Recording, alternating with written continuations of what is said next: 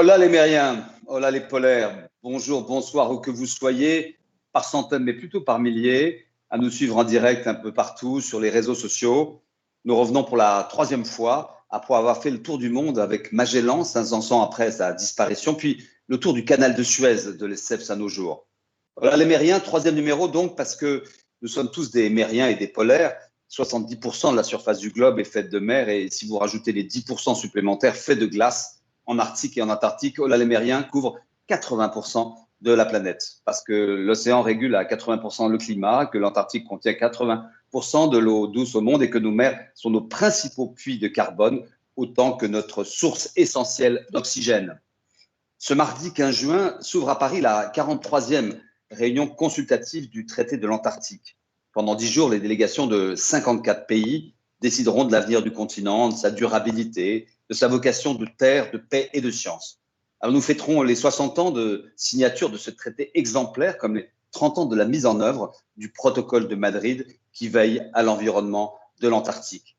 Partout en France, grâce à 2021, l'été polaire, la première saison jamais consacrée à l'histoire des pôles de ce mois de juin en octobre, plus de 30 grandes villes de France vont nous permettre de découvrir le monde magique et fragile des pôles qui sera ainsi à portée de millions de visiteurs.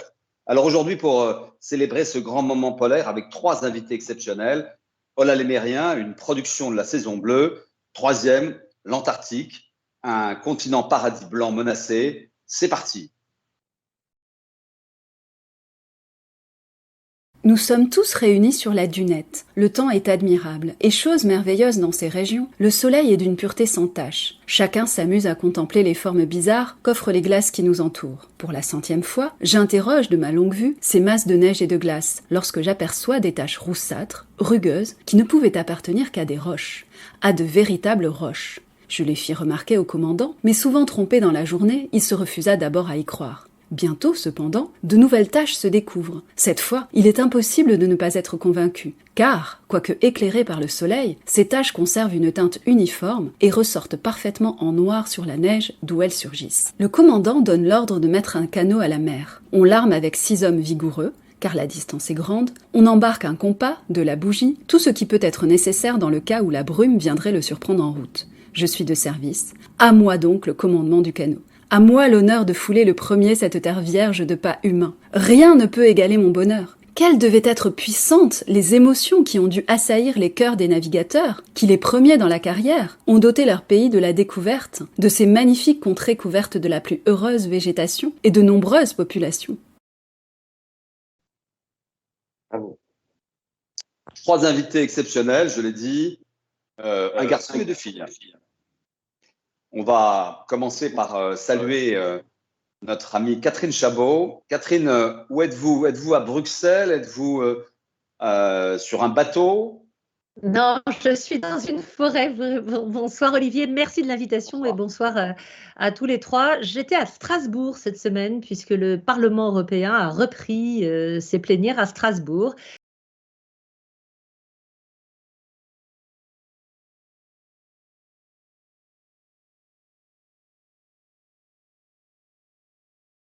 Voilà, ben vous aurez compris, chers amis téléspectateurs, que Catherine Chabot a plusieurs vies.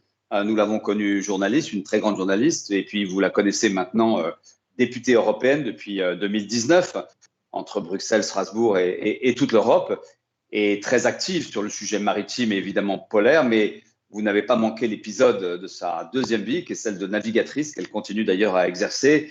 Catherine, en 96-97, vous faites le Vendée Globe, que vous ferez 2 fois, vous arriverez 6e lors de cette première tentative, mais vous êtes surtout la première femme à faire ce tour du monde à la voile en course et sans escale, et vous devenez une sorte d'égérie de la mer et du maritime, mission que vous porterez pendant de très nombreuses années à travers toutes les courses que vous ferez, et puis aujourd'hui à travers votre engagement pour les sujets maritimes et polaires.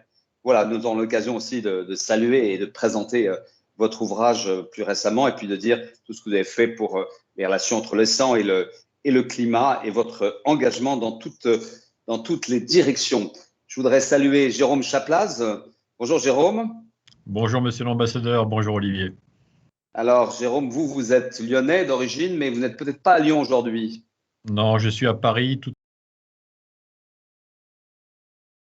du traité sur l'Antarctique avec le comité de la protection de l'environnement polaire et de l'environnement antarctique dès lundi.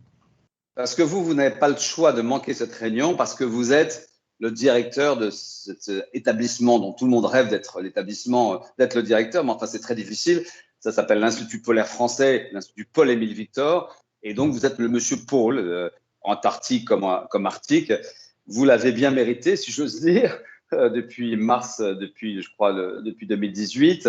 Vous êtes installé à Brest, mais vous avez surtout une carrière assez exceptionnelle comme directeur de recherche du CNRS, géochimiste, glaciologue, paléoclimatologue, et vous avez notamment pu suivre l'évolution des gaz à effet de serre grâce à l'analyse très précise des carottes de glace. Enfin, certainement, vous nous en parlerez. Pour un Savoyard que vous êtes, cette passion de la glace, cette passion à Grenoble aussi, auprès de l'immense Claude Lorius, ce travail que vous avez fait sur l'analyse de la teneur en méthane des petites bulles d'air piégées dans les glaces polaires et tout ça. Et puis aussi, mais encore pas très longtemps, la collaboration au film de Luc Jacquet, La glace et le ciel. Voilà, et puis nous avons le plaisir d'accueillir une deuxième exploratrice. La première était sur la mer, la seconde est plutôt sur les glaciers. Laurence de la Ferrière, comment allez-vous ? Je vais bien, je suis à Chamonix, au pied des montagnes que j'aime, malgré un cocard remarquable au niveau de mon œil, mais tout va bien. Donc, mais vous allez nous préciser, c'est en grimpant, d'ailleurs, vous ne pouvez pas vous empêcher de grimper, vous avez continué. Ça fait partie de ma passion, donc c'est vrai qu'en habitant à Chamonix, on peut faire du ski, on peut faire de l'escalade, on peut faire de la glace, on peut faire un certain nombre de choses. C'est vrai que ça fait partie de mon mode de vie et de mon équilibre. Et j'ai fait une chute en escalade, ce qui me vaut d'être maquillée un peu curieusement. Écoutez, tout va bien. Après tant d'escalades des grands sommets du monde, dans les Alpes, dans l'Himalaya, dans l'Everest, ces records du monde que vous avez battus d'altitude à près de 8700 mètres, donc toutes ces aventures de glaciers et de montagnes. En 95, vous rencontrez à travers l'Arctique, je crois, les pôles, le Spitzberg, puis le Groenland, et puis c'est la grande rencontre avec l'Antarctique en 97, et on le verra dans quelques instants. Vous vous êtes croisés, Catherine et vous, à quelques peut-être centaines de kilomètres, mais pas si loin, à ce moment où vous devenez, par cette première traversée, puis une seconde de l'Antarctique, un peu plus tard, en 99, pour passer en quelque sorte le cap de l'an 2000, vous devenez la seule femme au monde à avoir traversé le continent antarctique en solitaire et en ski. Voilà, vous êtes donc une héroïne. Vous avez dirigé la base de Dumont-d'Urville et vous avez écrit, comme Catherine d'ailleurs, des livres magnifiques. Alors à vous trois, je vais demander un petit exercice de pédagogie parce que nos auditeurs qui sont très nombreux ne sont pas forcément des spécialistes. Je vais demander à Jérôme de nous dire à quoi ça ressemble l'Antarctique. Qu'est-ce que c'est ? C'est grand, c'est froid, c'est chaud. Petite présentation un peu générique de ce continent blanc.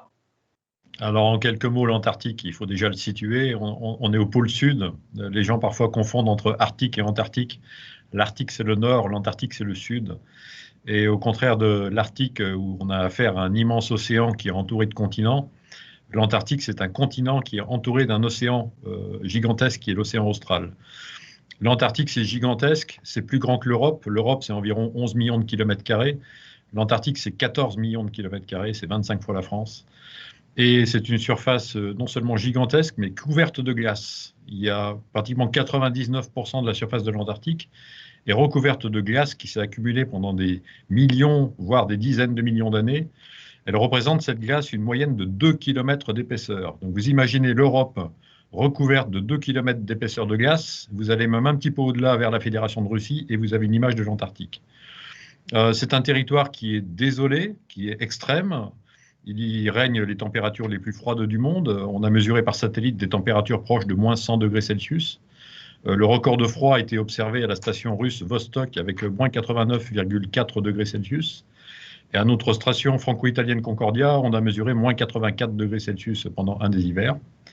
La température moyenne sur le haut plateau de l'Antarctique, là où on est sur des altitudes de l'ordre de 3000 à presque 4000 mètres d'altitude, c'est de l'ordre de moins 55 degrés Celsius sur toute l'année.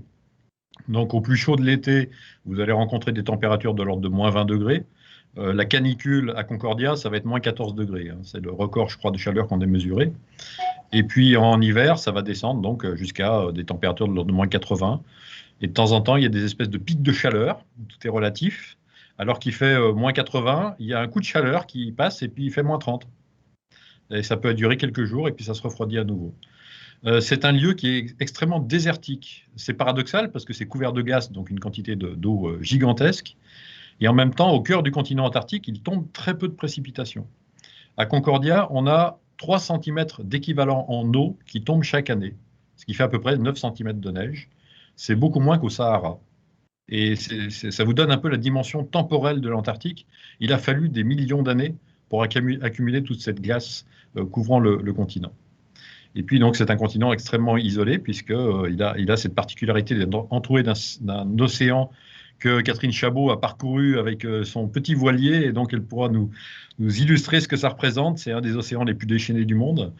Et il contribue au fait que l'Antarctique soit isolé également climatiquement, à la fois par la circulation océanique et puis par la circulation atmosphérique. Et ça contribue au froid extrême qu'on y observe. Je terminerai en disant qu'en Antarctique, il n'y a pas de population. Il y a uniquement des chercheurs, des techniciens, des ingénieurs. Et il n'y a pas de population permanente. Alors, on a ce privilège de vous avoir tous les trois parce que vous connaissez bien ce continent. Vous êtes quelques milliers, je crois, contemporains à pouvoir aller en Antarctique, à être allés en Antarctique. On a donc aussi un traité de l'Antarctique, dont on dira quelques mots tout à l'heure. Donc, il y a des États possessionnés qui, depuis 1840, pour la France, grâce à Dumont d'Urville, dont on a entendu d'ailleurs une lecture de son voyage au pôle Sud et de l'Océanie, une petite lecture avant notre discussion faite par l'actrice Myriam Bensassi. Donc Dumont d'Urville, en 1840, découvre la Terre Adélie, c'est ça, Jérôme? Tout à fait. Il découvre la Terre Adélie. Il met le pied sur ce qu'on appelle le rocher du débarquement. C'était une des îles qui constituent les îles de l'archipel de Pointe-Géologie, où aujourd'hui on a construit, aujourd'hui c'était en 1956, avec les expéditions polaires françaises Mission Paul Émile Victor, a été construite la station française permanente Dumont d'Urville, sur l'île des Pétrels, toute voisine du rocher du débarquement. Alors ça, c'est la grande histoire, et c'est ce que vous nous avez très bien raconté, mais je voudrais que Laurence de la Ferrière, qui a passé tant de jours seule sur ce continent, et les images qui rapportent vos deux expéditions sont impressionnantes, à la fois d'extrémité, de solitude, de violence.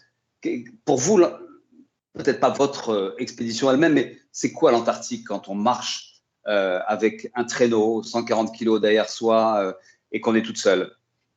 Je vais rejoindre ce qu'a dit Jérôme sur le continent, c'est que c'est le continent de tous les extrêmes. Et lorsqu'on a la chance momentanément de tracer son chemin dans un monde qui a priori n'est pas fait pour l'homme ou pour la femme, on a un sentiment d'exaltation assez incroyable et en même temps une humilité qui renvoie à la petitesse de l'homme et à sa responsabilité dans cet environnement. Donc en fait, c'est un espèce de paradoxe que moi j'ai vécu à travers le continent antarctique, et en fait un paradoxe entre l'effroi et l'émerveillement par rapport à toutes les beautés qui m'entouraient. Et j'ai eu le sentiment de traverser un immense miroir qui me révélait dans ma vérité, alors avec mes forces et mes faiblesses, mais sans compromis. Voilà, j'étais obligée, en ayant ce privilège de fouler les glaces de l'Antarctique, d'accepter ce que le continent me renvoyait de moi-même.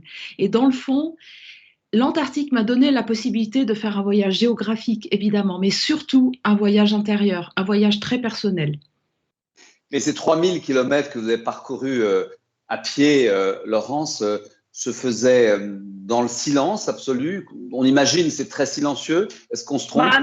Non, c'est surtout pas silencieux l'Antarctique, parce qu'en fait, la glace vit, il y a du vent, vous avez votre propre bruit justement que vous renvoie le continent. Vous comprenez à travers les sons la manière dont le vent va tourner, sa force, s'il peut gonfler ma voile, ou si je ne pouvais pas, ou si j'allais avoir des problèmes pour installer mon camp. Donc en fait, non, il y a une vie minérale, et puis il y a une petite vie humaine qui essaye de s'inscrire m'inscrire. Et finalement, à partir d'un certain moment, j'ai eu l'impression que l'Antarctique acceptait ma présence et finissait par aller dans mon sens. Lorsque le vent a gonflé mes voiles et m'a permis de parcourir une distance beaucoup plus importante, en particulier pour la traversée entre le pôle sud et du Mont d'Urville, il y a quand même 3000 km. Je ne pouvais pas le faire uniquement en tirant mon traîneau avec des pots de phoque. Et lorsque le vent a gonflé ma voile, j'ai eu le sentiment d'aller avec le vent. Du coup, j'ai ressenti beaucoup moins de froid. J'ai plus ressenti cette violence. J'ai eu l'impression que le vent, qui peut être très effrayant, devenait mon allié. Et en fait, cette espèce d'apprivoisement de l'environnement est quelque chose d'assez magique et qui qui m'a renvoyé à des compétences, à des capacités dont j'ignorais l'existence. Mais c'est vraiment dans ce contact intime avec la nature que ça a été possible. J'ai compris qu'il fallait surtout pas que je cherche à m'imposer, mais que je cherche à me faire accepter par cet environnement et de comprendre en quoi il consistait. Merci Laurence. Alors Catherine, vous l'avez abordé ce continent en faisant le tour fin 96, je crois, ou début 97, une autre fois aussi, je crois. Ça ressemble à quoi l'océan austral? Jérôme nous a dit que c'était un océan déchaîné, je l'ai un peu fréquenté, mais vous en parlerez beaucoup mieux que quiconque. Écoutez, l'océan, il faut comprendre, Olivier, là je vous ai mis, j'ai la chance d'avoir, je ne sais pas si on le voit sur… Oui, on le voit, on le voit. En fait, à la latitude où on fait le tour du monde, l'océan fait le tour de la planète sans être arrêté par aucune terre. Hein. Il n'y a qu'un endroit, c'est au niveau du Cap Horn et à la pointe de l'Amérique latine, et de l'autre côté Antarctique, c'est la péninsule antarctique. Il n'y a qu'un endroit qui se resserre, mais ou sinon, donc la mer fait le tour de la Terre sans être arrêtée par aucun continent. Et ce qui fait que, en fait, on a une houle qui est très longue, alors que quand on traverse l'Atlantique, on n'a pas le même paysage. On a une houle qui est beaucoup plus courte. Alors, quand il y a pas trop de vent, ça va à peu près, mais quand il y a beaucoup de vent, et on a souvent pas mal de vent quand même dans ces régions-là, les dépressions même font le tour du continent antarctique, eh bien, ça commence à déferler. Et du reste, c'est terriblement impressionnant. On a l'impression d'être un petit peu comme Laurence à Chamonix. En 96, quand j'ai couru, il y a un marin qui n'est pas revenu, Jerry Roof, parce qu'il y a 4 bateaux qui se sont retournés. Moi-même, j'ai chaviré dans l'océan Indien. Et Jerry décrivait juste avant qu'on n'ait plus de nouvelles de lui, ça n'est plus la mer, ce sont les Alpes. Parce que quand ça souffle très fort, c'est blanc, c'est magnifique, c'est juste magnifique et c'est terriblement impressionnant. Alors, il y a ça, mais alors, le marin est en permanence accompagné par les albatros quand on est dans ces mers du Sud. Donc, c'est très riche d'un point de vue de biodiversité. On croise assez régulièrement des cétacés, surtout plutôt dans la partie pas très loin des îles subantarctiques. Et puis, il y a ces îles subantarctiques qui ceinturent vraiment l'océan, l'Antarctique, le continent antarctique. Et ces îles, le marin s'en approche. À côté de ces îles, il aperçoit par exemple des laminaires qui ont été… Il y a des remontées du plateau continental. Il y a parfois des algues qui sont arrachées. Du reste, il y a des pêcheurs qui vont pêcher, par exemple au sud de Kerguelen, etc. Moi, j'en ai pas vu, mais j'ai vu des algues dériver et j'ai vu de loin ou de près. C'est toujours impressionnant pour le marin solitaire d'apercevoir ces îles. Il y en a beaucoup. Voilà, c'est très riche quand on fait le tour pendant le Vendée Globe. On fait ça plutôt dans la période de l'été austral. Donc les nuits sont plutôt courtes. On aperçoit de loin en Antarctique, on aperçoit des aurores australes. Voilà, c'est juste terriblement impressionnant. Et je me retrouve complètement dans ce que Laurence a pu décrire. On apprend à composer avec ce milieu qui vous révèle, qui vous apprend un petit peu, voilà, comme on est seul, en plus, on n'a pas trop le choix, mais c'est vraiment une expérience tellement belle. Alors, c'est assez impressionnant parce que toutes les deux, pendant l'essai austral 96, l'une descend vers le sud, le Vendée Globe, va passer le Cap Horn et puis tous les caps qu'il faut pour remonter. Et puis vous, Laurence, vous êtes là aussi sur cette terre. On va montrer un petit peu ce qui se passe sous l'eau avec quelques images, parce qu'il y a en ce moment une très belle exposition qui va être accrochée sur les murs des hôtels de ville de presque 30 villes de France. C'est un diptyque polaire qui montre à la fois des images de l'Arctique, de Vincent Munier, qui sont des images magnifiques de la flore sur l'Arctique, mais on va voir aussi la flore et la faune sous l'Antarctique. Voilà. Et c'est ces images de Laurent Balessa que vous voyez aujourd'hui, qui est un grand photographe, remarquable photographe, qui ont été prises, et Laurent est à tout moment en train de retourner sur ce terrain. Là, on voit évidemment des images qui sont des images de l'Arctique. Vous aurez l'occasion, en tout cas, si vous êtes en France, de pouvoir voir ces moments très émouvants qui nous racontent l'histoire des pôles. Alors, on va revenir à nous, puis on va revenir à vos aventures. Mais d'abord, j'aimerais bien que le directeur de l'IPEV, de l'Institut Paul et Victor, nous explique son royaume, parce que vous avez des stations, vous avez des bateaux, vous avez une flotte. Comment on va en Antarctique? Comment vous faites? Comment vous déplacez? Comment ça marche, la France et l'Antarctique? Alors déjà, notre royaume, il est vraiment mini, notre royaume. Hein, mais enfin, il est quand même, il a le mérite d'exister. La France, en fait, a la responsabilité de gérer 2 stations de recherche en Antarctique. La première, on l'a évoqué tout à l'heure, c'est la station Dumont d'Urville, qui est la station historique française construite en 1956 à l'occasion de la participation de la France à l'année géophysique internationale 1957-58. Et cette station, on l'opère de manière continue depuis 1956. Elle a offert des séries d'observations absolument inouïes, à la fois en sciences du vivant, l'étude des manchots, l'étude des oiseaux maritimes globalement sur cet espace, compréhension du climat, l'évolution de l'atmosphère. Donc voilà, c'est notre faire-valoir, on va dire, français. Il est sur la côte, donc on est à 67 degrés de latitude sud, avec un environnement évidemment marin et continental à la fois. Et on opère une autre station, ça c'est plus récent, c'est la station Concordia, qui est située à 1150 km des côtes, à l'intérieur du continent, et on l'opère avec l'Italie. Ça a été une décision gouvernementale entre la France et l'Italie de créer cette station qui est assez unique, puisque en fait il n'y a que 3 stations aujourd'hui permanentes au cœur du continent antarctique. La station américaine Amundsen Scott, qui est située au pôle sud, où Laurence est passé pour son fameux périple. La station soviétique, qui est devenue station russe Vostok, située à 600 km de Concordia, et la station Concordia. Donc en fait, on n'est que 4 nations à être capables aujourd'hui de conduire de la recherche au cœur du continent antarctique, 365 jours par an. Alors ces stations, elles ne sont pas toutes seules, il faut les ravitailler, effectivement, et là, on a un partenariat avec la Marine nationale qui arme le navire l'Astrolabe. Avec les terres australes et antarctiques françaises, on assure le ravitaillement de ces stations depuis l'Australie, depuis la Tasmanie. Depuis Hobart, exactement, c'est ça? Depuis Hobart en Tasmanie, exactement. Et donc, ce bateau va à Kerguelen, non, il va directement. Voilà, ce navire-là a une mission un peu particulière. Il a une double mission. Il a ce qu'on appelle la mission de soutien à la logistique antarctique, où pendant 120 jours par an, ça va débuter début novembre, ça va se terminer fin mars, il est au service de l'Institut polaire pour ravitailler les stations antarctiques. Donc il va directement là, Dumont d'Urville. Voilà, il se rend à Hobart. À Hobart, il charge les personnels, il charge le matériel, et il va assurer 5 voyages aller-retour pendant ces 120 jours, entre Hobart en Tasmanie et Dumont d'Urville. Ça représente 2700 km de navigation à peu près en aller simple.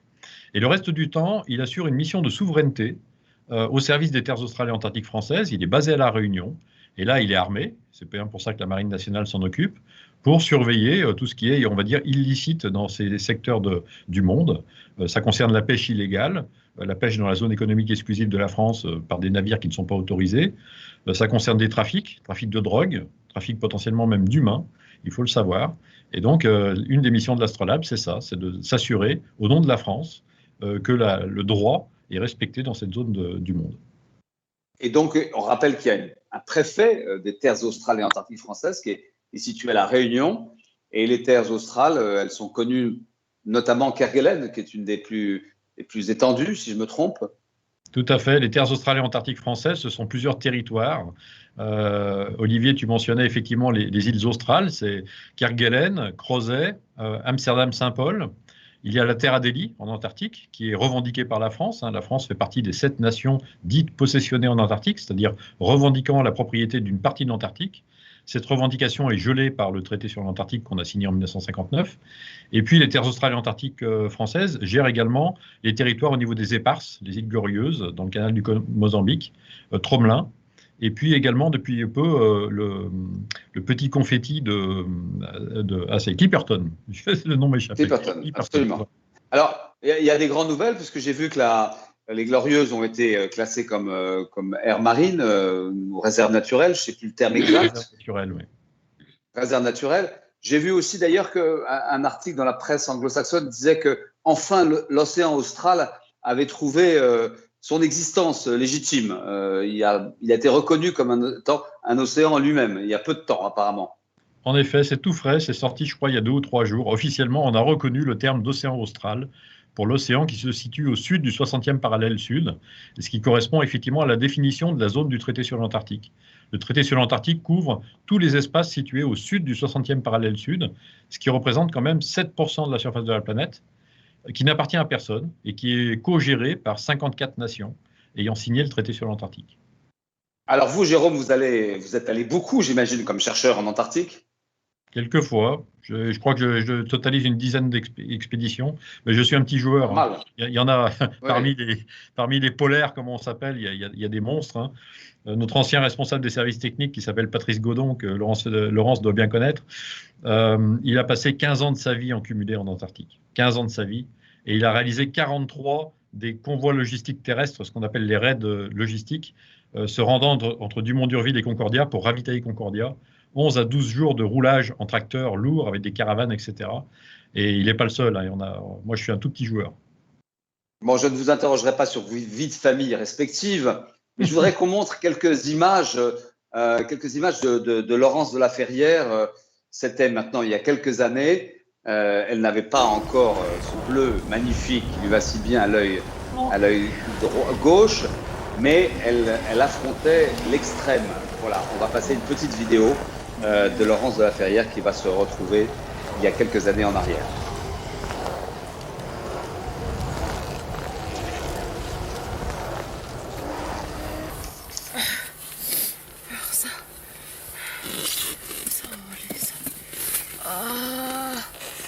les doigts.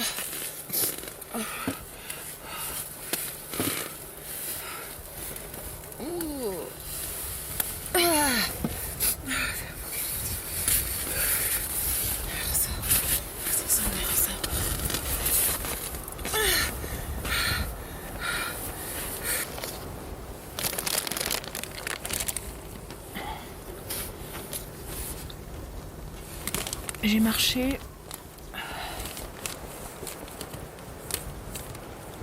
8 heures.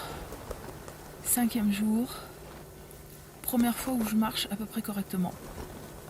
On va voir combien de kilomètres ça fait, mais bon. 6,8. Non. C'est pas possible. C'est injuste.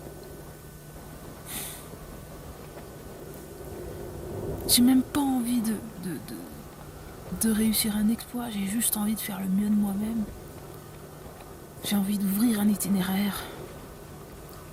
J'ai envie de montrer des choses que personne ne verra jamais, personne n'a jamais vu. C'est pourtant, c'est pas prétentieux. Pourquoi j'y arrive pas? Je vais quand même pas faire 100 km sur 1600 km. Le traîneau faisait quand même 150 kilos, donc c'est vrai que ça fait lourd.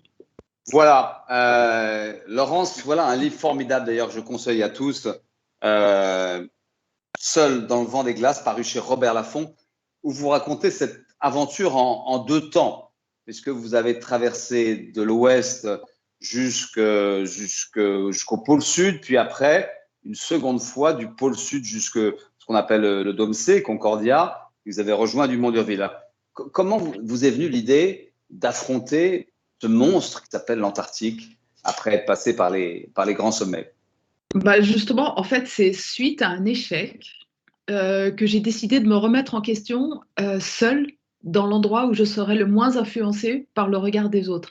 C'était une époque quand j'étais en train de grimper sur les 8000 dans l'Himalaya où il y avait très peu de femmes et les équipes masculines étaient très attentives à ce que je puisse ne pas prendre trop de risques, etc. Mais en fin de compte, à un moment donné, je me suis retrouvée au sommet de l'Everest, enfin, au sommet sud de l'Everest à 8700 mètres, sans oxygène. Et on était 3. Et la personne qui était avec moi a eu un problème avec son masque à oxygène. Et du coup, il m'a influencée et il m'a dit non, c'est trop dangereux, il faut redescendre. Voilà. Les conditions étaient magnifiques. Et quand je suis redescendue, j'ai eu le sentiment que je passais à côté de la chance de ma vie de réussir à atteindre le sommet de l'Everest. Et du coup, j'ai décidé de partir seule en me disant il faut que je sache réellement de quoi je suis capable. Et c'est comme ça que j'ai pensé à traverser l'Antarctique. Alors, dans un premier temps, sur une partie que pas mal de gens connaissaient, c'est-à-dire du point Hercules-Net au pied de la péninsule jusqu'au pôle Sud. Ouais. Et puis après, cette expédition a été pour moi une expédition extrêmement, un entraînement très poussé, très violent. Mais j'ai compris que je pouvais faire beaucoup mieux. Et du coup, c'est comme ça que à l'époque avec l'Institut polaire et Gérard Jugy et les équipes qui étaient en place et qui travaillent aujourd'hui avec Jérôme, et puis le laboratoire de glaciologie quand Jérôme travaillait à Grenoble, eh bien, on a inventé en fait ce nouvel itinéraire qui partait du pôle Sud en passant par Concordia, parce que jamais personne n'avait atteint Concordia par voie terrestre. Et ensuite, j'ai poursuivi de Concordia jusqu'à Dumont-d'Urville. Et là, je suis vraiment rentrée dans un autre schéma, celui de l'exploration, celui sur lequel j'avais très très peu d'informations. Et c'est là où vraiment j'ai ressenti l'importance de ce qu'était capable de donner la nature pour peu qu'on soit réceptif à son environnement. Et par la suite, mes expéditions m'ont tourné de plus en plus dans le sens de l'environnement par la suite de ces expériences. Mais là, vous êtes parti donc 73 jours avec cet arrêt pendant quelques jours à Concordia pour vous faire soigner parce que vos pieds étaient gelés.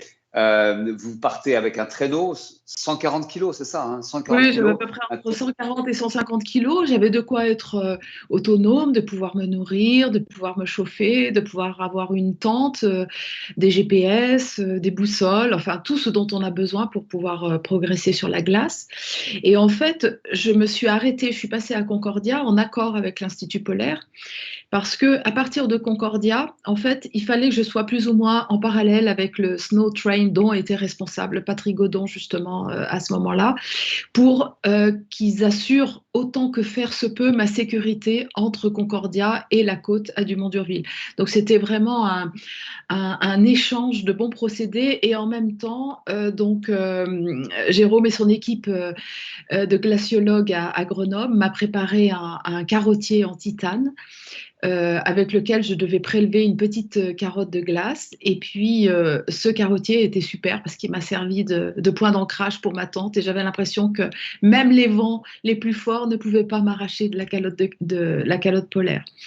J'ai aussi... Voilà, vous aviez des skis et aussi des voiles pour pouvoir... Alors voilà, j'avais des skis, des skis de fond sur lesquels je pouvais mettre des pots de phoque. Donc j'avais une paire de skis de fond avec des pots de phoque et j'avais une paire de skis de fond sans pots de phoque pour pouvoir glisser. Et à ce moment-là, je pouvais utiliser les voiles. J'ai pu utiliser les vents relativement souvent puisque sur presque 3000 km, j'ai utilisé les voiles pendant 2800 km. Alors, ça paraît magique. En fait, c'est compliqué à gérer, c'est extrêmement dangereux parce que le terrain n'est pas tout plat, qu'il y a des sastrugies, qu'il peut y avoir des crevasses. Et puis, les vents sont terribles. Enfin, je veux dire, aux abords de Dumont-d'Urville, on sait qu'ils peuvent dépasser les 300 km/h. Bon, moi, je n'ai pas eu pendant les australes ce type de vent, mais j'ai eu des vents quand même entre 60 et 100 km/h. Et quand vous êtes... Alors, il faut gérer la surface de la voile. J'avais des voiles plus ou moins grandes, une très grande de 24 mètres carrés et une petite de 3 mètres carrés. Donc, en fonction de la force du vent et du sens du vent, je pouvais utiliser différentes voiles. Mais c'était quelque chose qui était très impressionnant parce que assez souvent, il n'y avait pas de visibilité. Il y a une espèce de blizzard qui est relativement courant au niveau de la surface de la glace. Et très souvent, je voyais ni ma voile, ni mes skis. Et donc, j'avais l'impression, au début, de me heurter, de risquer de me fracasser contre un mur blanc vertical. Et il m'a fallu, là encore, apprivoiser les sons pour comprendre dans quel sens allait le vent, quelle force il avait et ce que j'avais sous mes spatules. Alors, Laurence, ce voyage est irracontable, hein, d'ailleurs, parce que vous l'avez vécu, vous l'avez dit, au-delà de la géographie, dans votre être et dans une probablement réflexion sur soi-même. J'imagine que Catherine, dont je conseille un livre, d'ailleurs, qui est pas récent, mais ce qu'appelle Possible rêve, au pluriel, Catherine Chabot, qui était paru chez Glénat. On attend votre prochain livre. Enfin, vous en avez écrit d'autres, d'ailleurs, sur l'océan et récemment encore. Vous avez vécu des choses extrêmes comme ça, notamment autour de l'Antarctique. Vous nous l'avez un peu décrit, mais on a envie d'être un peu avec vous sur le bateau là, pendant ce temps-là. Oui. Et alors, Possible rêve, malheureusement, il est épuisé depuis longtemps. Et plus récemment, je ne sais pas si on le voit, j'ai publié Parfum de Rome, ça s'appelle. Oui, ce Vendée Globe, en plus, en 96-97, a été sans doute le plus violent, vraiment l'édition la plus violente. Mais j'y allais avec tellement d'enthousiasme et de naïveté que je ne savais pas à quel point ça pouvait être violent. En fait, le Vendée Globe, et ça rejoint ce que disait Laurence tout à l'heure, je dis souvent que c'est l'expérience de l'extrême, parce que le fait d'être isolé, d'être seul, quand c'est bon, et heureusement il y a quelques moments d'harmonie totale, paisible, avec des levées, des couchers de soleil absolument éblouissants. Toute la descente de l'Atlantique Sud, c'était délicieux parce que la mer était belle, parce que les nuits sont beaucoup plus étoilées dans l'hémisphère sud que dans l'hémisphère nord. Je commençais à être accompagnée par les premiers oiseaux, etc. Donc c'était tout doux, et puis il y a une entrée dans les 40e dits rugissants, puis dans les 50e dits hurlants, qui est assez rapide finalement, progressivement, alors que vous avez pu, dans les latitudes chaudes, d'y retirer les épaisseurs, il fait même presque trop chaud. Là, vous remettez les épaisseurs, j'avais pas de chauffage à bord. Et dans l'océan Indien, j'ai été même bousculée par une déferlante. En plus, j'étais à l'extérieur, donc j'ai dû me cramponner au mât. Et j'avoue que il m'a fallu un mois pour arriver à réparer tout ce qui avait cassé, etc. Et parce que je n'avais pas le choix et que c'était ma sécurité, bien, ce qui est extraordinaire, c'est que j'ai trouvé finalement des solutions pour tout réparer. Alors avec 2 éoliennes, j'en ai fabriqué une. J'avais plus qu'un panneau solaire, une éolienne. Donc je coupais toute l'électricité. J'ai finalement fait ce tour avec que des énergies douces. On n'en parlait pas forcément beaucoup non plus à l'époque. Et voilà. Et la mer était tellement impressionnante que pendant plusieurs semaines, j'avais beaucoup de mal à la regarder. Elle était à la fois terriblement belle, mais un peu oppressante. Alors je me suis beaucoup évadée aussi par la lecture, et j'ai notamment lu l'aventure de Shackleton, Ernest Shackleton, l'Odyssée de l'endurance, pendant ce Vendée Globe. Et à tel point, c'est que, ayant passé le Cap Horn, alors là, le Cap Horn, c'est la délivrance, vous avez l'impression d'être retourné à la maison, mais bon, il y a encore toute la remontée de l'Atlantique qui est un peu longue, que je me suis promis d'y retourner. Et en rentrant, quelques mois plus tard, j'ai rencontré un guide de haute montagne, Paul Pelcuer, je le dis pour Laurence qui le connaît peut-être. Et lui aussi était passionné par cette aventure de Shackleton. Et nous avons, quelques années plus tard, réussi à monter une expédition mer-montagne, avec des sourds aussi que nous avions embarqués et des entendants. Et nous sommes allés en Géorgie du Sud, qui est sans doute l'un des plus beaux endroits de la planète, pour refaire cette partie que cet explorateur avait. Alors, je ne sais pas si ceux qui nous écoutent et nous regardent connaissent sans doute pas l'aventure de cet explorateur irlandais qui part en 1914 à la veille, au moment de la déclaration de guerre, et il part avec 2 bateaux. Il y en a un qui part en mer de Weddell, l'autre vers la mer de Ross, et son bateau, l'Endurance, est pris par les glaces. il est broyé et ça va être une survie de plusieurs mois, de 17 mois d'abord sur la banquise et puis sur l'île de l'éléphant. Et puis, il arme un petit canot qu'il avait réussi à récupérer. Il va vers la Géorgie du Sud. Il arrive au vent de l'île et il arrive à trouver encore le courage de traverser le glacier et pour trouver des secours. En Géorgie du Sud, il y avait des stations baleinières et il a pu alerter, etc. Je vous résume vraiment cette aventure. Non, mais il y a matière pour des films entiers. Je voudrais juste qu'on passe une petite image d'archive. C'était il y a 25 ans et vous êtes 6e à l'arrivée du Vendée Globe. Vous êtes la première femme donc à traverser, à faire ce tour du monde à la voile en course et sans escale. 1996, si on arrive à la c'est passer. la 3e Je crois édition qu'elle est du là Vendée Globe. actuellement. Ils sont 15 Voilà. marins à quitter les pontons Alors, des Sables ça, d'Olonne. Parmi eux, deux des femmes, images, Catherine Chabot de- et Isabelle Comment Autissier. À l'arrivée, seule Catherine des Chabot images parviendra à boucler son tour Ah oui, du monde à la il y a- voile. C'est la Ouais. première femme à c'est le terminer un premier, tour non du monde en solitaire et sans escale. La décision a été prise en 5 minutes. Mais ça fait 4 ans que je pense réellement au Vendée Globe.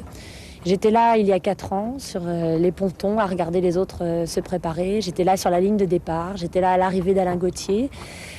Et je me suis dit je serai au départ du Vendée Globe 96. Isabelle Autissier, contrainte de faire escale, a été disqualifiée. Hors course, elle ramènera son voilier jusqu'aux Sables d'Olonne. Catherine Chabot repartira dans l'aventure 4 ans plus tard. Voilà, alors, vous voyez, on va imaginer un jour que Laurence fasse du bateau, mais elle a fait du bateau. Il y a un très beau livre qui s'appelle Au cœur du continent blanc avec Éric Loiseau, Antarctique, qui raconte aussi ce voyage en mer. Mais on va faire un petit moment de patience, de pause avec la chronique Parlons Livre de Salomé Sifaoui qui va nous parler, j'en suis sûr, des pôles d'une manière ou d'une autre. Salomé.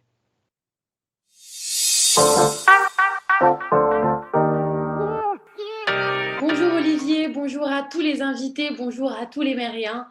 Comme vous l'avez dit, l'Antarctique est un avant-poste du dérèglement climatique, tout comme les océans. La majorité de ces écosystèmes est unique. Ainsi, on comprend combien il est important d'agir pour les préserver. C'est dans cette vision que Maud Fontenoy et Yann Arthus Bertrand ont publié Un océan de solutions chez Belin, nous montrant que le paradis est aussi bleu que fragile. C'est un livre intelligent qui émerveille par la description des écosystèmes tout en informant sur les risques de leur dégradation. Par exemple, d'ici 2049, au terme du traité sur l'Antarctique, si la surpêche perdure, il n'y aura plus aucun poisson dans les mers. Mais si le livre inquiète, rassurez-vous, il nous donne cependant les clés pour espérer un monde meilleur. Consommons mieux, arrêtons le thon et choisissons la langouste au printemps.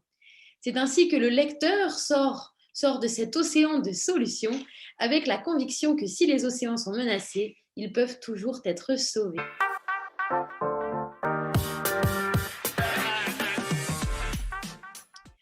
Toujours dans cet élan vers le grand large, je vous recommande expressément le livre « Notre avenir s'écrit dans l'océan ». Isabelle Autissier dialogue avec Francis Vallat, paru chez Bayard. Réitérant le même constat, les océans, tout comme les pôles, sont menacés par une utilisation humaine à outrance des eaux, à travers la pêche, l'exploitation des grands fonds, le transport maritime ou encore le dragage du sable. Nous ne faisons rien sans la mer. Les océans représentent 60% de l'oxygène que l'on respire et absorbent 20 à 30% du CO2 sur Terre. Francis Vallat, à cet égard, écrit, avec une poésie lucide, « La mer m'apprend la beauté, la fragilité, la force de la nature. » Puis, toujours les océans fascinent parce qu'ils sont indomptables et nous rendent humbles de notre condition. C'est d'ailleurs très inspirant que de lire l'expérience de navigatrice du point de vue sensible. Isabelle Autissier l'écrit « On ne lutte pas contre la mer, on suit sa dynamique. La mer, c'est avant tout l'apprentissage de soi. » Ainsi, la société humaine n'a pas de totale emprise sur les océans. Francis Vallat écrit « La mer est un symbole d'éternité, la mer, c'est l'inutilité du temps. » Comme l'ont dit donc Yann Arthus Bertrand et Maud Fontenoy, on conclura ainsi « La mer est l'avenir de la Terre. Merci à tous les mériens. » Voilà, merci Salomé de nous avoir encouragé à lire des livres. Il y a beaucoup de livres en effet sur les mondes polaires, mais il y a surtout des questions qu'on se pose parce que je pense que la grande alerte, l'alerte climatique qui touche l'opinion publique très largement dans le monde entier, beaucoup la jeunesse, évidemment, les organisations de la société civile. Je voudrais saluer au passage toutes celles et tous ceux à travers WWF, Greenpeace, Pew qui militent pour ces océans et ces pôles durables. L'Antarctique, c'est plein de menaces quand même, Jérôme. Je ne parle pas des menaces sur les crédits de la recherche polaire française, parce que grâce à la nouvelle stratégie polaire que nous allons écrire ensemble, vous allez doubler de moyens, mais je parle des menaces climatiques, tout simplement. Oui, en effet, l'Antarctique, ça paraît lointain et pourtant, c'est au cœur de la machine climatique terrestre. C'est un gigantesque réfrigérateur, mais qui subit également les effets du réchauffement climatique. Je parlais tout à l'heure des 2 km d'épaisseur de glace. Si ces 2 km d'épaisseur de glace qui couvrent le continent antarctique fondent, ça amène le niveau des mers au niveau global à s'élever de 60 mètres. C'est absolument inouï. Alors, ça ne va pas fondre d'un coup, c'est clair, mais aujourd'hui, il y a une partie de l'Antarctique qui est déjà en train de se décomposer, une partie du glacier, notamment la partie antarctique de l'Ouest. Et on commence à craindre sérieusement ce qui se passe au niveau de l'Antarctique de l'Est, la partie qui fait face à l'Australie, l'océan Indien et l'Afrique du Sud. Et il faut vraiment s'en préoccuper parce que l'avenir du niveau des mers se joue là-bas.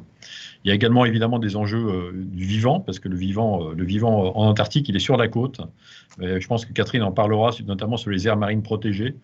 Mais l'évolution de la température, l'évolution des précipitations met du stress sur les espèces vivantes vivant sur la côte de l'Antarctique. Et en même temps, paradoxalement, la vie qui s'est développée sur la côte antarctique est capable de se régénérer et d'évoluer génétiquement avec énormément de richesse. Donc l'enjeu de protéger cette vie très particulière qui s'est développée sur la côte est un autre enjeu essentiel pour l'Antarctique à l'avenir. Puis évidemment, il y a les enjeux géopolitiques, mais on abordera peut-être ça dans les dernières secondes de l'émission. Vous qui avez mesuré à travers la glace l'histoire du climat, preuve est faite que le réchauffement est à l'œuvre, notamment en Antarctique. Complètement, ça a été un des grands résultats de nos travaux conduits sous l'initiative de Claude Lorius, côté français avec Jean Jouzel. Hein.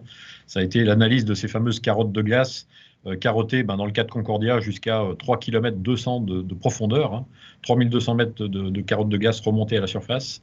Et on a pu, grâce à ces carottes, reconstituer non seulement l'évolution de l'histoire du climat terrestre sur 800 000 ans, mais on a pu reconstituer la quantité de gaz à effet de serre présente dans l'atmosphère.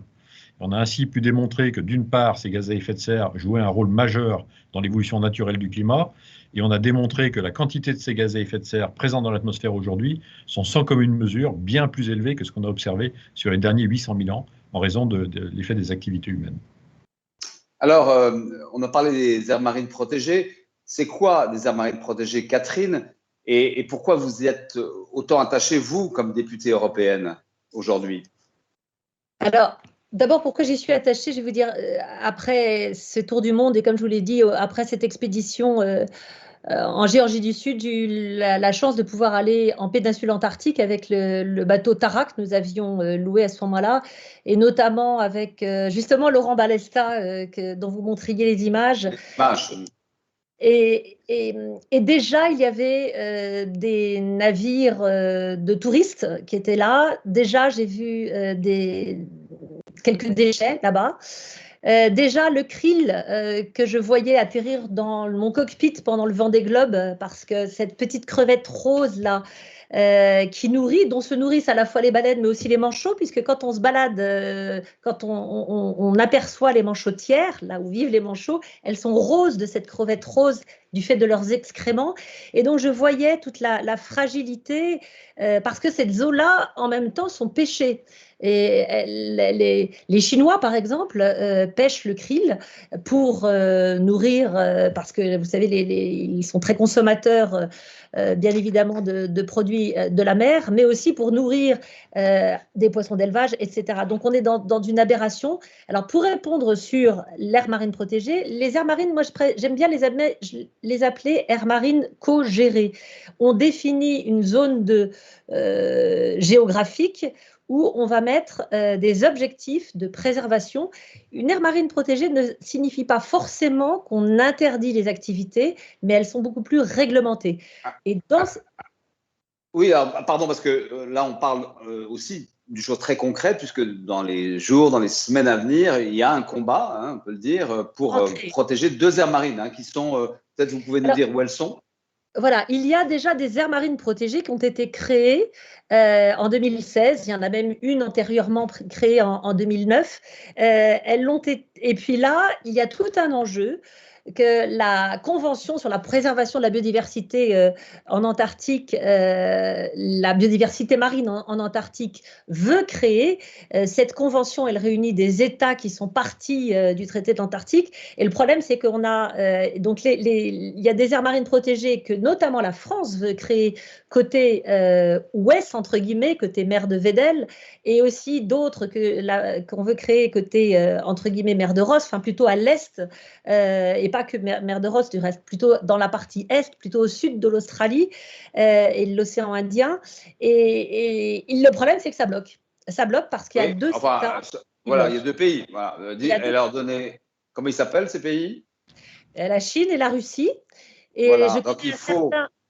Oui, je connais un certain nouvel ambassadeur au pôle, Olivier Poivre d'Arvor, pour ne pas le citer, et aux enjeux maritimes, bien depuis qu'il est arrivé en fonction il n'y a pas si longtemps, se mobilise comme un fou pour participer, pour faire entendre la voix de la France et pour que la France soit vraiment aux commandes dans la création de ces aires marines protégées.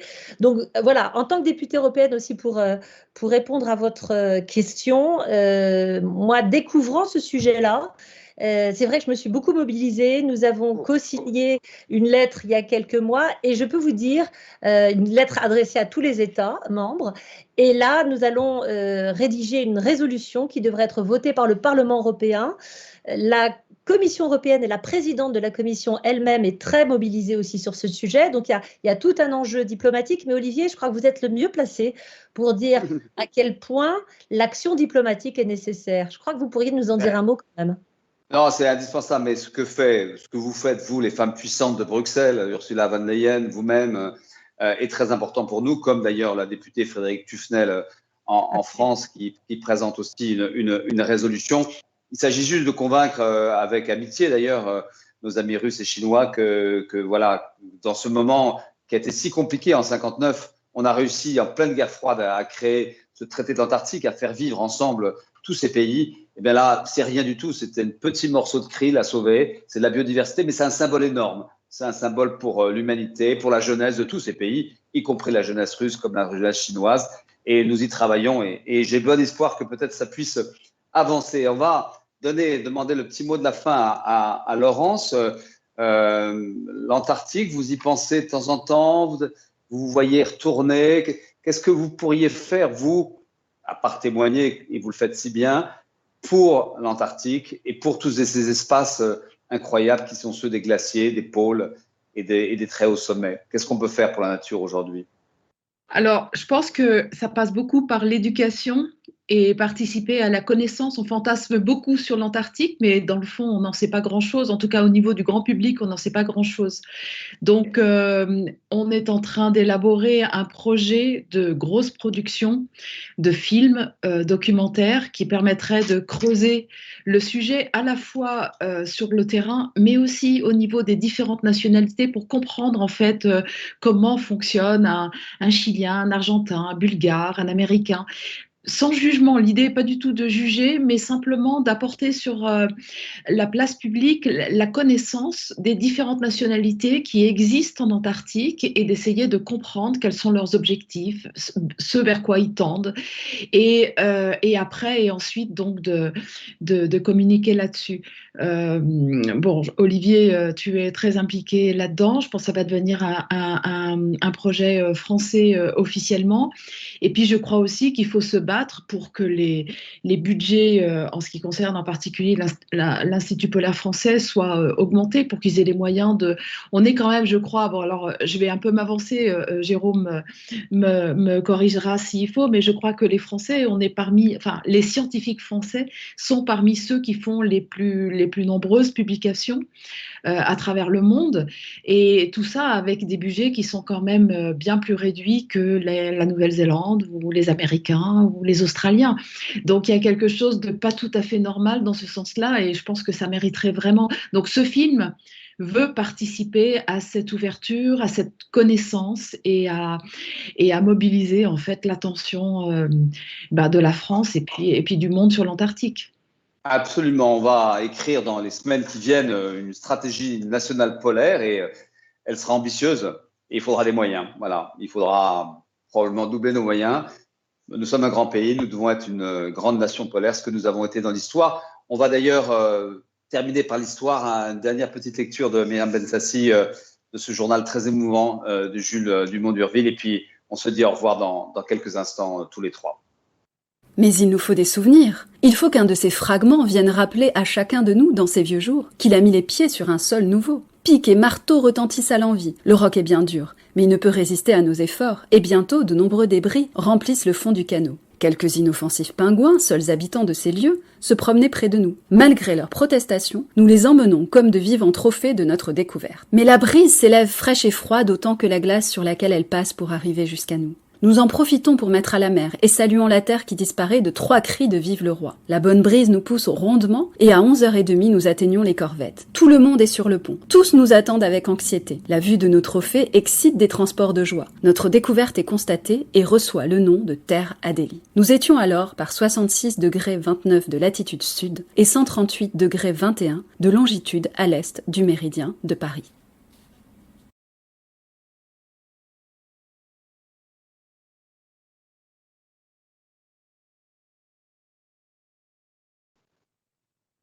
Voilà, écoutez, c'est la fin. On aurait pu en parler des heures et des heures. Ce continent est immense et vous êtes immenses tous les trois. Voilà, j'ai eu beaucoup d'émotions à vous entendre. D'abord vous les femmes parce que un courage incroyable, inexplicable d'ailleurs. Et puis vous, Jérôme, qui portez ça à bout de bras avec courage et ténacité. Une petite question d'ailleurs, Jérôme, où est-ce que vous allez passer votre été ? Je vais être encore très studieux. Alors, soit l'ambassadeur des pôles, un certain Olivier Poivre d'Arvor, confirme qu'il souhaiterait que je l'emmène en Arctique. On ira peut-être faire un petit tour ensemble au Svalbard. Et sinon, je vais travailler essentiellement au service de l'Institut polaire parce qu'il y a encore beaucoup de travail. Absolument. Laurence, qu'est-ce que vous faites cet été ? Est-ce que vous allez vous faire un autre cocard à l'autre œil ? Non, je vais essayer d'éviter. Mais par contre, je vais rester à Chamonix et je vais grimper, faire un certain nombre de choses. Vous ne pouvez pas vous empêcher de grimper. Et donc, à Chamonix, vous voyez aussi les effets du changement climatique, j'imagine, avec la mer de glace. Ah oui, c'est vraiment très impressionnant. Mais d'ailleurs, on l'a vu aussi en Antarctique au niveau de certains glaciers. Ça m'a frappé. Alors, Catherine, vous allez quitter Bruxelles et Strasbourg et prendre un peu la mer quand même, non ? Alors, avant de prendre la mer, je rêve, vous voyez, derrière moi, il y a le bateau de mon premier Vendée Globe que mon Badri a restauré. Je rêve d'emmener ce bateau en Méditerranée, mais avant, je vais faire une mission au Sénégal sur un formidable sujet de la Grande Muraille Verte dans le cadre de nos travaux au Parlement européen. Et puis après, pour tout vous dire, nous partons en famille, normalement en Islande, si tout va bien. Voilà. Ça a été de beaux étés arctiques, en fait, principalement, parce que ce n'est pas le moment d'aller, pour l'instant, en Antarctique. Mais grâce à vous trois, vraiment, je voudrais beaucoup vous remercier, Laurence de la Ferrière, Catherine Chabot, Jérôme Chaplaz. On a pu faire ce petit voyage dans cet été austral reconstitué à la veille de cette grande réunion qui se tient à Paris. La dernière s'est tenue en 89. C'était Michel Rocard qui, découvrant qu'il y avait un projet d'extraction minière, se fâche et grâce à l'aide de son homologue, le Premier ministre australien de l'époque, lance le protocole de Madrid qui va consacrer à jamais, nous l'espérons, cette Antarctique comme une terre de paix et de science. Voilà, nous nous réunirons à Paris et puis nous voulons surtout vous remercier d'avoir été si nombreux à nous écouter. Je crois plus de 10 000, me dit-on.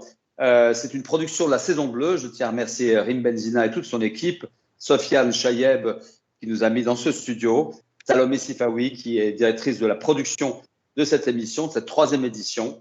Alors, hola les Mériens et ICO. Et puis, ne manquez pas d'aller profiter de 2021, l'été polaire, un peu partout en France. Vous verrez ces très belles images de ces pôles fragiles mais si beaux. Bonne soirée, bon matin pour ceux qui sont un peu loin et à bientôt pour un 4e numéro d'Hola les Mériens.